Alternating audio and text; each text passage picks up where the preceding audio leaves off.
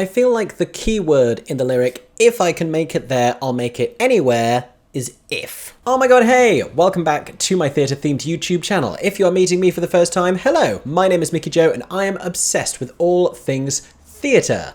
Mostly, this is where I review shows that I've been invited to go and see in the West End or touring around the UK, but today I'm going to talk about a show on Broadway. So last night, the new musical New York, New York became one of the last shows to open before the end of the 2023 Tony Awards season. And I have been so interested in what the reviews were going to be like for this show, because we've already seen it start to get a few awards nominations at the Outer Critics Circle, at the Drama League.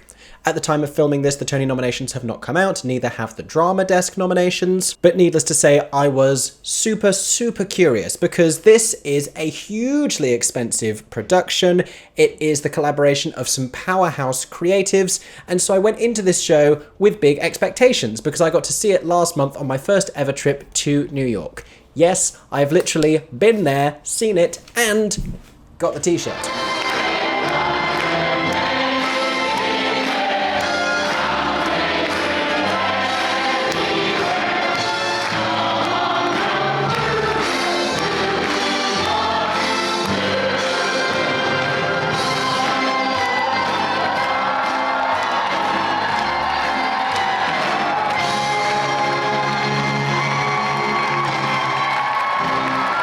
Now, even though this was the last show I saw on my trip, it was still too early in previews, it was almost a month ago now, for me to actually be able to review it in good conscience, because you're not meant to review a show before it is frozen, and I wasn't there on a press performance via the press team. So I decided that I wasn't going to review it formally, even though I had so many thoughts that I've been dying to talk about. So instead, we're going to talk through all of the other reviews that came out last night, and I'm going to share my thoughts and how they align with those reviews. There are some things I've already seen in passing that I super agree with, and a couple of things I don't necessarily agree with, so we're going to talk them through. Because by and large, these reviews were not good. And I feel like that's a big shock to a lot of people who haven't seen the show. If you saw the show, maybe this is what you were expecting. But before I saw it, I had very high expectations based on these creatives, based on the Susan Stroman of it all, and Lin Manuel Miranda collaborating with John Kander. That rhymed, unintentionally. And above all else, the amount of money that was poured into this show. But, needless to say, money doesn't buy you artistic merit. So let's have a look at what the critics said about New York, New York.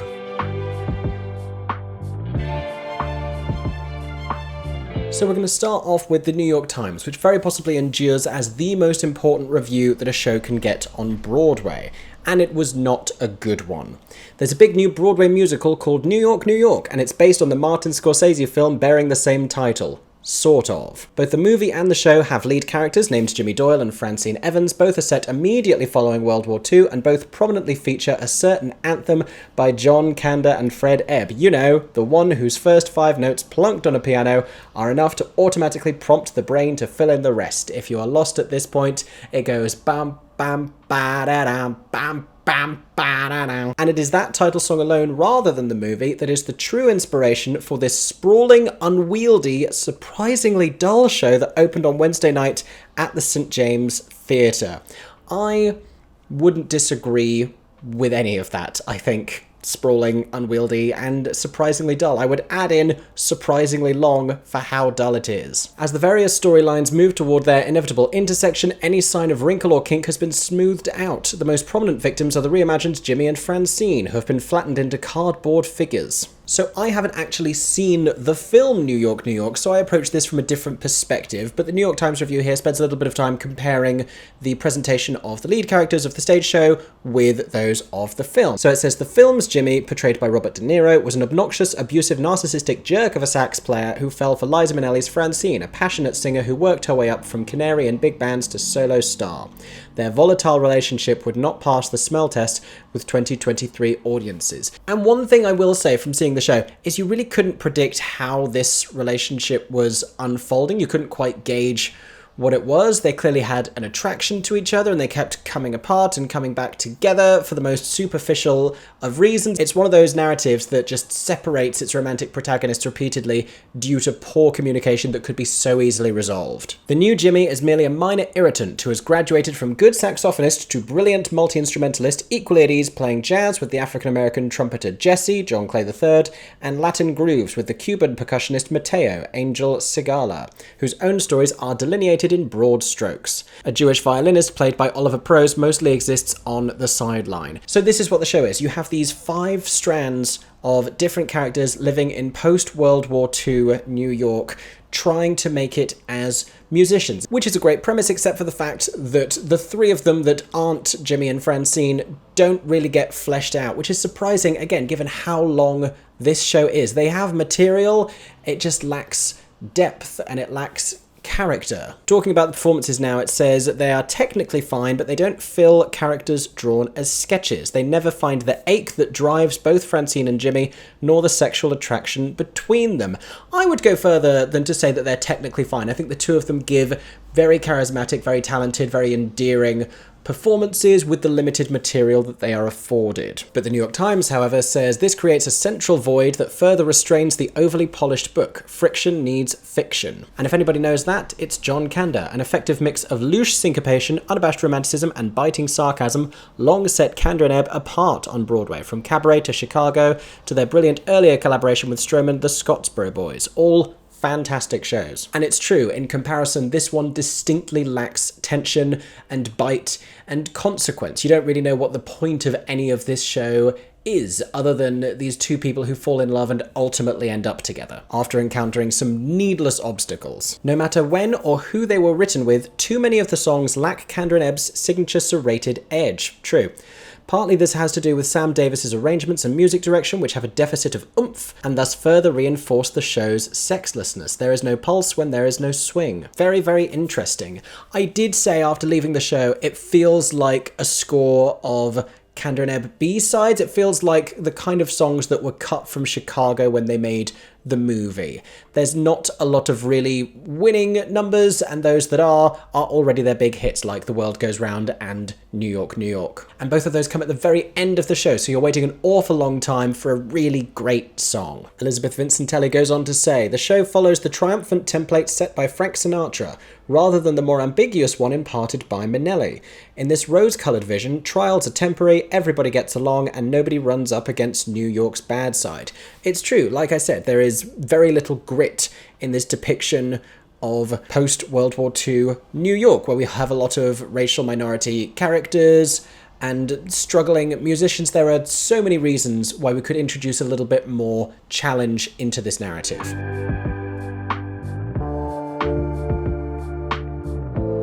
Next, I want to read you some of the New York Post review. So this is the one and only Johnny Oleksinski from the New York Post, who is never not entertaining, especially when he doesn't like something. So this is one of the few Broadway reviews that has given a star rating. It's 1 star, but it's out of 4. So read that as a 1 or a 2 by a UK metric. In any case, it is not good. Before we even get into it, we have the title, New York, New York, Broadway musical, can't make it here, comma, anywhere. 2 hours, 45 minutes with 1 intermission. I'm convinced that when I saw it in previews it was longer. Watching the new Broadway musical, New York, New York, which opened Wednesday night at the St. James Theatre, is akin to being stuck on the tarmac at LaGuardia, that's an airport.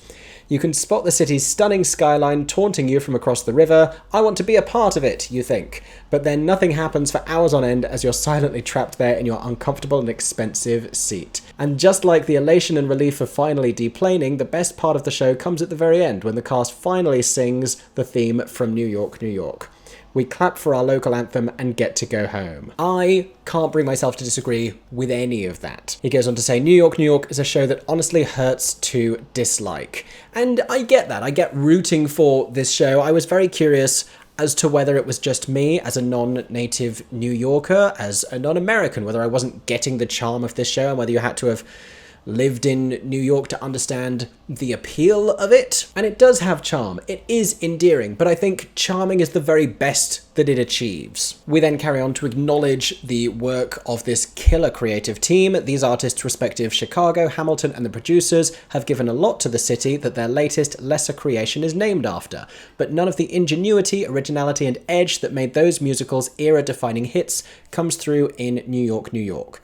Instead, there is start-to-finish derivativeness in the guise of good old-fashioned nostalgia. It's tired, sappy, and deathly dull. That's the second time we have heard the word dull. Next, we have some of the local insight that I am not able to provide you because I'm not from New York. Stroman's constant city snapshot dances through Grand Central, Times Square, and Central Park are a watered-down Runyon land from Guys and Dolls, when what we crave is her unique and energized take on the 5 boroughs. Her construction worker tap dance on aerial beams is impressive, if not a showstopper.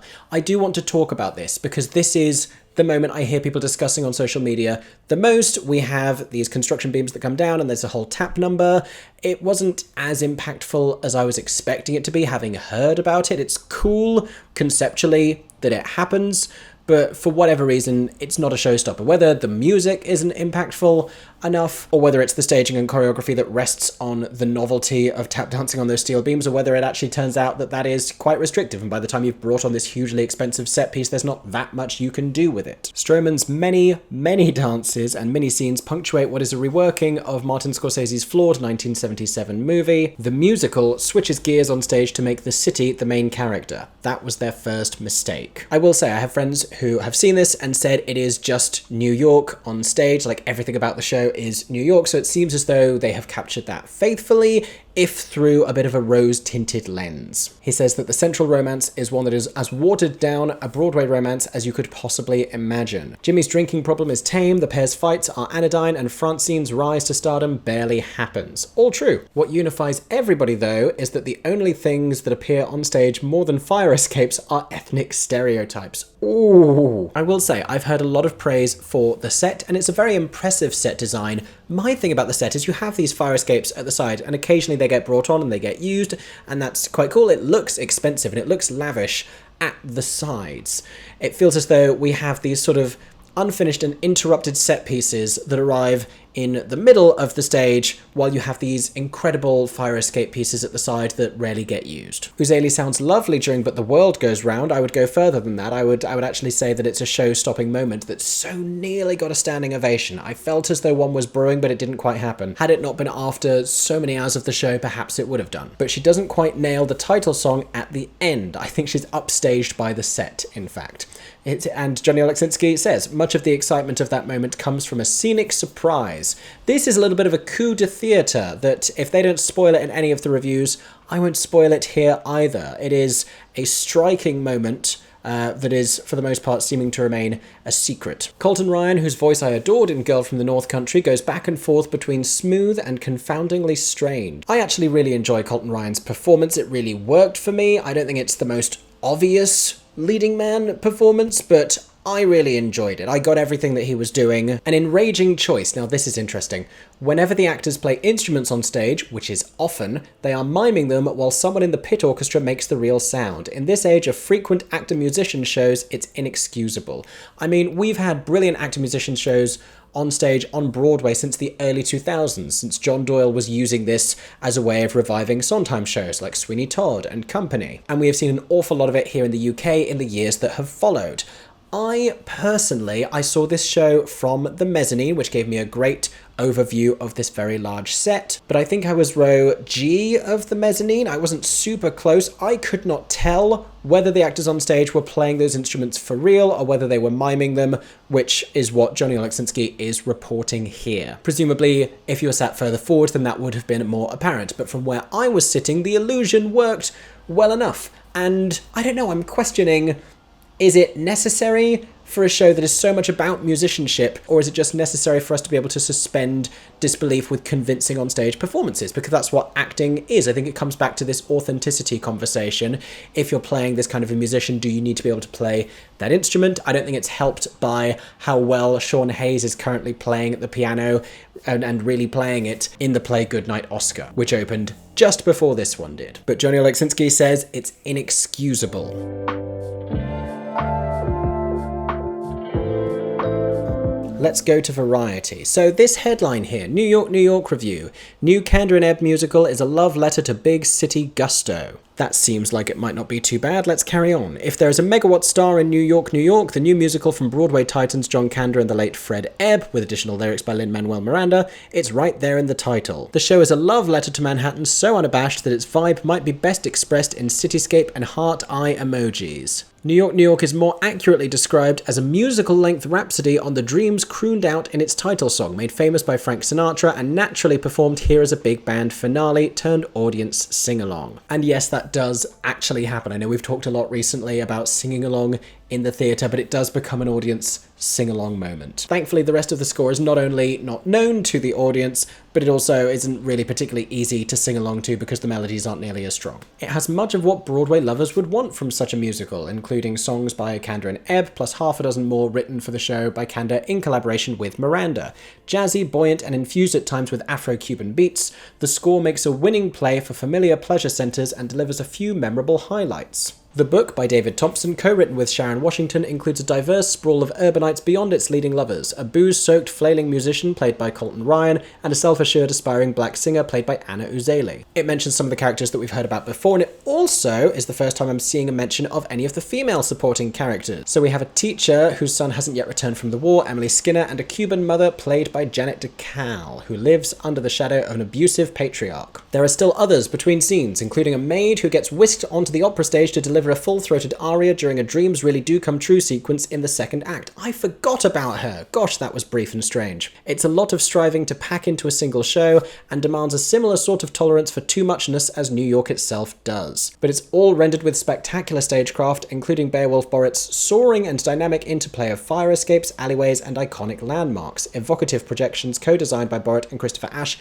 which were beautiful, I will say, all of these projections, stunning, and lighting by Ken Billington that captures certain snapshots in the day that any New Yorker would say defy description. Stunning lighting design, I will say as well. And that's the thing, and that's why we've seen so many award nominations for this show that I do agree with. Even though I also agree with the negative reviews, I think individually all of these components are commendable. The design is great, the choreography is strong, the lighting, so good, the costume design, I enjoy, and the central performances, the ones who have enough material to work with, Anna and Colton, I think are great. Something about the sum of all of its parts and the scope of the show, and the narrative of the show, really doesn't bring everything together as successfully as it ought to. This is turning into a very good review here from Variety. It says, there's a forward-looking nostalgia to New York that feels alive to the peculiar and half-dazed mood outside its doors. New York has always run on a mix of blind faith bordering on delusion, and the people who flock here are full of it. Clichés like stale bodega coffee exist for a reason.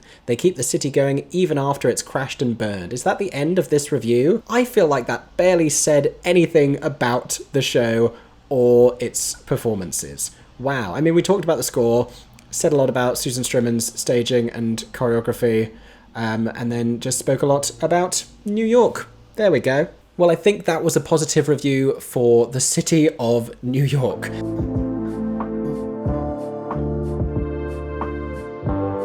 Let's read a 3-star review from Time Out. This is written by Adam Feldman. Again, it says, the big city takes center stage in a new show with songs by Kander and Ebb. And if there was a Tony Awards category for Best Metropolitan City in a leading role in a musical, then New York would surely be nominated. There are 8 million stories in the Naked City, and the new musical New York seems to include about half of them.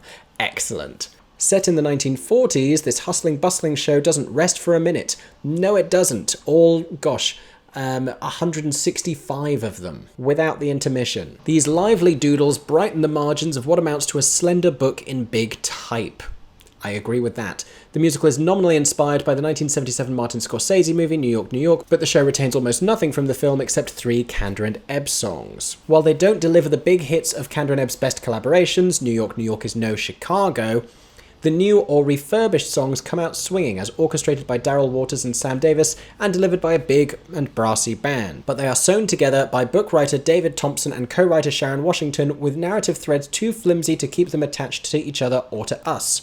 The central romance is crowded out by side plots that barely have time to register. We're seeing some familiar things there, we're seeing some disagreements. There was praise for the orchestration here. I think the New York Times said there is no swing to the music, and here it literally says the songs come out swinging because of the orchestrations. Music is the core of this Big Apple fantasy. Jimmy is an irascible multi-instrumentalist hoping to find the three parts of what he calls a major chord of good living. 1 is music, 2 is money, and 3 is love. I don't know if that's as wholesome as it is portrayed throughout the show. There's even a song about it, music, money, love, and he's like, these are the 3 things you need in life to be happy: music, money, and love.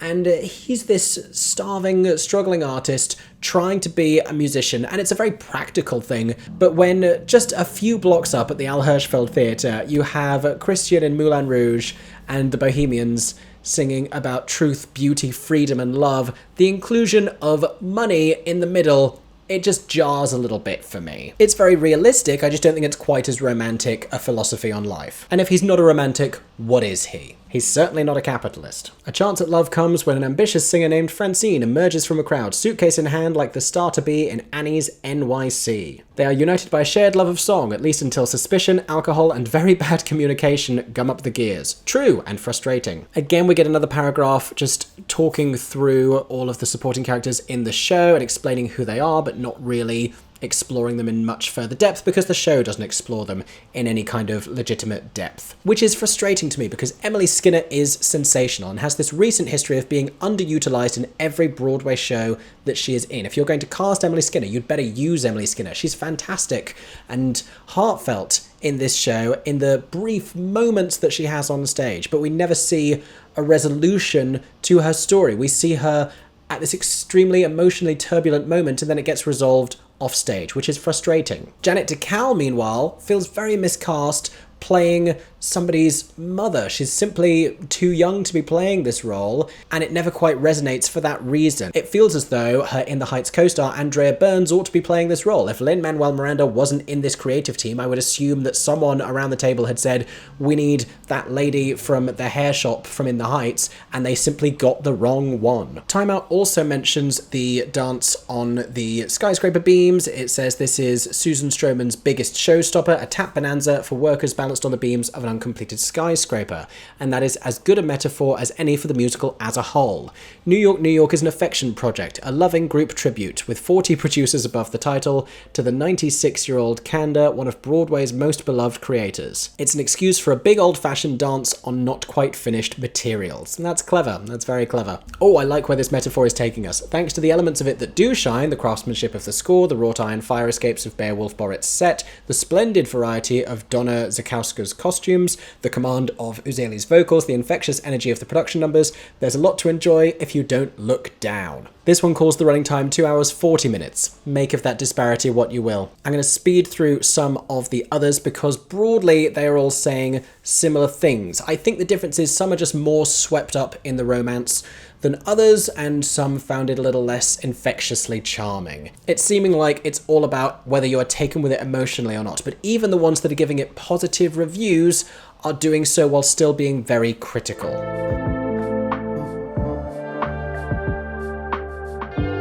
Greg Evans at Deadline has again talked about all of the creatives involved and said New York, New York can't possibly be less than watchable, but it should be so much more.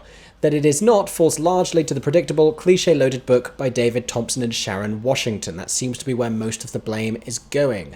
Lester Fabian Braithwaite from Entertainment Weekly. The real star of the show is Susan Stroman, whose blockbuster direction and choreography make up for the relatively lackluster songs. This one is taking aim at the score. Beowulf Borrett's lush, imaginative scenic design at times threatens to eclipse the performers, but they're usually up for the challenge. Each minute of New York, New York is buzzing with life as background dancers and actors flit in and out of view, telling clever little visual stories, giving New York, New York the energy of its titular city. I'm waiting for someone to launch the same criticism against the staging of that title song that I had. This is not when it's performed the first time, but it is reprised as an encore for the full cast during the curtain call sequence. And you have them singing it, and then you have the cast doing choreography behind, and they're doing this kind of like ba-da-ba-da-da, very Susan Stroman, but they don't do a kick line, and I cannot fathom doing New York, New York as a song and not doing a kick line. Perhaps it's obvious, perhaps it's cliched even, and perhaps it's not super contemporary, but I feel like it's what you have to do. There are certain songs that just demand it. How you can do that final bit of New York, New York and not have "it's up to you," kick, new kick, York, kick, new kick, go, kick, jump, kick, jump, kick in a whole line. And again, cliched, old school, but appropriate. And it didn't happen, and that boggled my mind. But apparently not the minds of any of New York's critics, from what I have read so far. We have Juan A. Ramirez for Theaterly, who says, "With so much going on around him, though, it hardly dampens the brassy, cheery proceedings. Your mileage will vary on whether New York, New York and its all singing, all dancing peppiness is for you. It's certainly an upbeat time and one towards which you can confidently point your visiting uncle. As a friend told me before going, much like the city itself, it holds whatever energy you bring into it." I don't know if I agree with that necessarily, solely because I feel like I went in with a lot of enthusiasm and energy and hope that felt dashed. Chris Jones from the New York Daily News says it could have used a clarifying tryout. Then again, some in its audience won't worry so much about its thematic muddles. Beowulf for its set, as lit by Ken Billington, shows you sunsets peeking through the city's vintage skyscrapers, bathing Manhattan's avenues in warmth and hope. In those final moments, you think to yourself that all this show really needed was a greatly enhanced sense that New Yorkers actually do fall in love with each other because they are otherwise lonely, just like everyone else. And Peter Marks from the Washington Post says they paint a city of pink sunsets and bland cliches, and though they dance up a storm, all we get is a haze.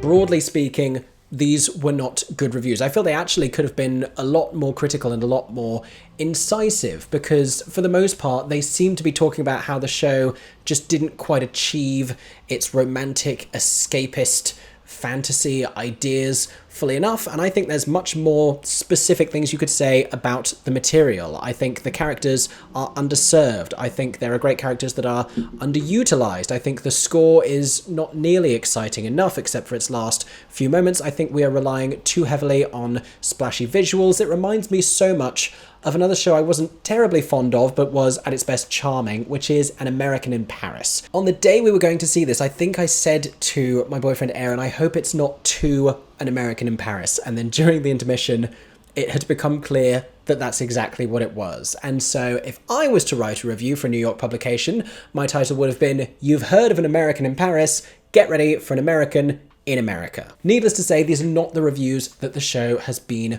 hoping for. And with the Tony nominations looming, and with them having already racked up a decent amount of creative nominations in some of these other awards, like the Outer Critics Circle, like the Drama League, it's put it in such an interesting position. I've been nervous about this show even before I saw it, because it represents an enormous investment. A huge amount of money has been put up to finance this show. That is a tremendous amount for it to recoup. It is now seeming, just from these reviews, that the length of run it would need to recoup that investment is not going to be possible. And coupled with that, we have a brilliant cast, but not a cast full of star names. If this was a Sweeney Todd starring Josh Groban, you might wonder if it could survive the bad reviews. But for something that is less of a known quantity, yes, it's based on a film, but not a film that people would know that well, not as well as a Back to the Future or something much more commercial like that. I feel like this has really wounded New York, New York. And given the choice of two glitzy classic Broadway shows with Kander and Ebb scores named after American cities, tourists are possibly more likely to go and see Chicago. Is this show going to be able to stay open through the rest of the year with reviews like that? I do not know. I think it's going to be very dependent on whether or not they can not only get Tony nominations, but potentially even win one. I wouldn't be surprised if they end up doing very well in scenic design, possibly even in lighting, and I did enjoy Colton Ryan's performance that much that I really do hope that he picks up some awards for this performance. But those have been the reviews of New York, New York. If you have seen the show, let us know in the comment section down below what you thought of it. Thank you so much for watching today's video. I hope that you have enjoyed. If you did, make sure to subscribe to my theatre-themed YouTube channel for more theatre content coming very soon. I hope that everyone is staying safe and that you have a stagey day. For 10 more seconds, I'm Mickey Joe Theatre. Oh my god, hey. Thanks for watching, have a stagey day. Subscribe!